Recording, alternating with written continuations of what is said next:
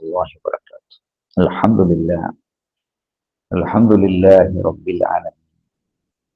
اللهم صل على محمد وعلى آل محمد كما صليت على إبراهيم وعلى آل إبراهيم وبارك على محمد وعلى آل محمد كما باركت على إبراهيم وعلى آل إبراهيم إنك حميد مجيد. ഇസ്ലാമിന്റെ വിധിവിലക്കുകൾ നിയമനിർദ്ദേശങ്ങൾ സൂക്ഷിക്കാൻ അള്ളാഹുവെ അനുഗ്രഹിക്കണം. വീട് കുറച്ചു കാലം കഴിയുമ്പോഴേക്ക് ഓരോ ഭാഗവും കേടുവന്ന് തുടങ്ങും. വാതില്, ജനല്, ചുമര്, പെയിന്റൊക്കെ അടർന്നു വീഴുന്നു, മൊസൈക്കും മറ്റുമൊക്കെ പൊട്ടി പോകുന്നു. അങ്ങനെ നിന്റെ മെയിൻ്റനൻസിന്റെ സമയമാണ്. ആദ്യത്തെ വീട് മാതാവിന്റെ ഗർഭപാത്രമാണ്. അള്ളാഹു സൂറത്ത് ലുഖ്മാൻ 14-ാമത്തെയും അഹ്ഖാഫ് 15-ാമത്തെയും അഅറാഫ് 189-ാമത്തെയും ആയത്തിൽ, പിന്നെ വേറെയും പല ആയത്തുകളിലും പറഞ്ഞു, ഹമലതുഹു ഉമ്മുഹു വഹ്നൻ അലാ വഹ്നിൻ കുർഹൻ തുടങ്ങിയ വിഷമകരമായ ഗർഭകാലത്തെക്കുറിച്ച്.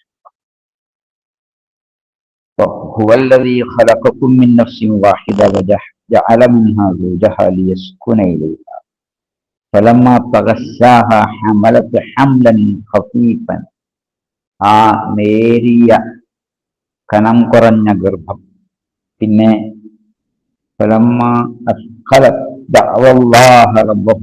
അതങ്ങനെ ഭാരമേറി വരുമ്പോൾ അവർ രണ്ടുപേരും റബ്ബിനോട് പ്രാർത്ഥിക്കുന്നു, നല്ലൊരാളെ തന്നാൽ ഞങ്ങൾ നന്ദിയുള്ളവരായിത്തീരും. എന്നാൽ ചില ആൾക്കാര് കിട്ടിക്കഴിഞ്ഞാൽ ശിർക്ക് ചെയ്യുന്നു, അതിൽ പങ്കാളികളെ കണ്ടെത്തുന്നു. അള്ളാഹു കാത്ത് രക്ഷിക്കട്ടെ.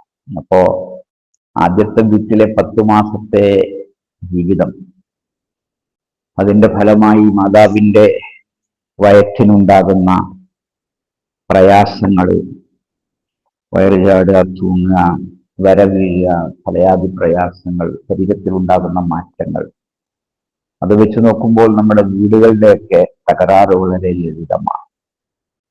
അള്ളാഹുവേ, നിങ്ങളെ എല്ലാവരെയും നീ അനുഗ്രഹിക്കുമാറാണ്.